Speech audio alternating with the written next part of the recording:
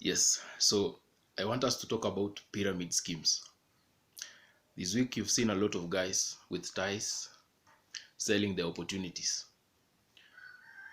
So let's see what these guys are really doing. And these guys are very clever because they know something about you that you don't know about yourself. Number one, it's the fear of being broke. Number two, the fear of missing out on a new opportunity. So what pyramid schemes do? Number one, first of all, they are not going to admit that they are pyramid schemes. So they are going to tell you things like, uh, my company can give you an opportunity to make money, but the other company will only sell you products.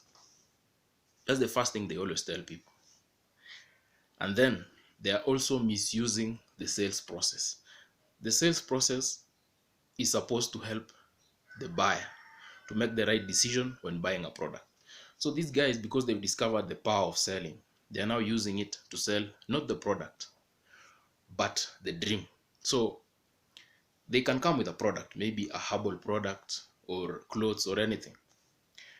But the main thing that they want to sell you is the opportunity, meaning they're not giving you the product only, but they want you to join them.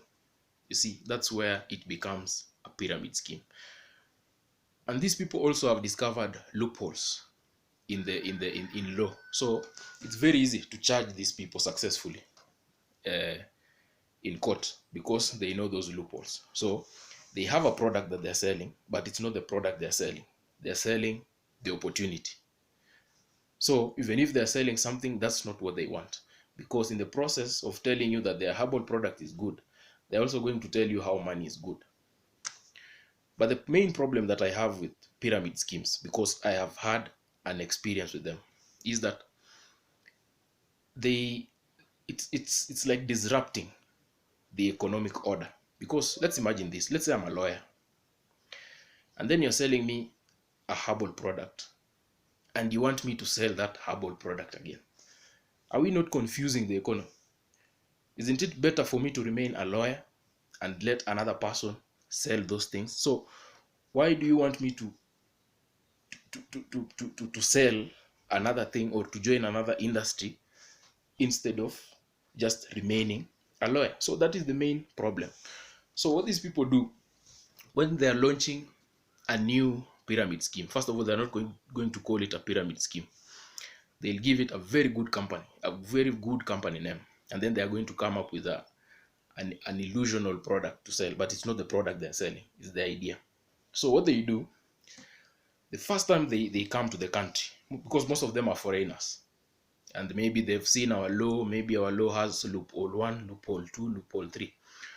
The first thing they do, they're going to hire people who are going to be the first recruiters.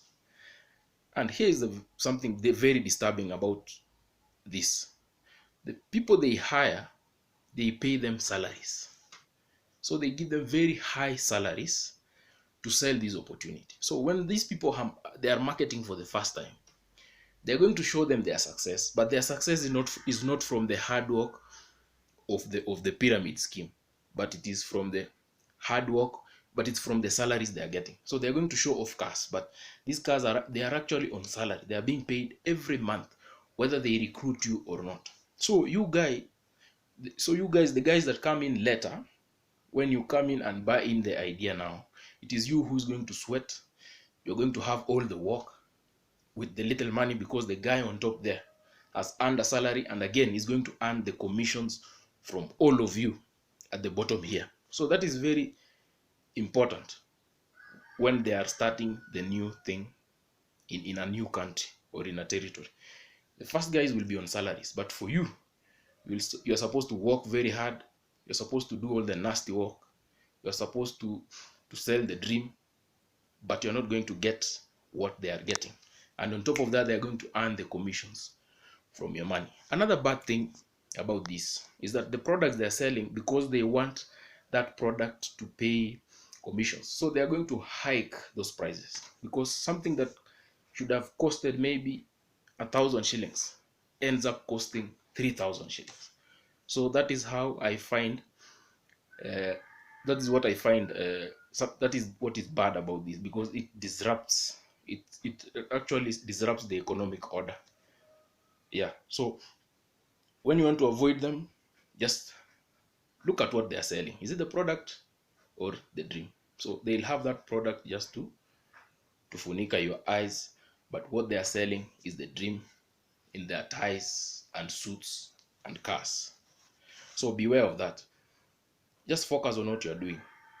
It doesn't matter how small you're starting, but you have to know that humans have that, we have that power within us to create something big. So nobody should disrupt you. No, nobody should sway you from your course. Just keep on course and keep determined, because at the end you're going to become a millionaire or a billionaire. Just sell that thing. Doesn't matter, even if it's managu, even if it's you are a rabbit farmer, it doesn't matter. Just stick there and don't be swayed by quick opportunities and ties.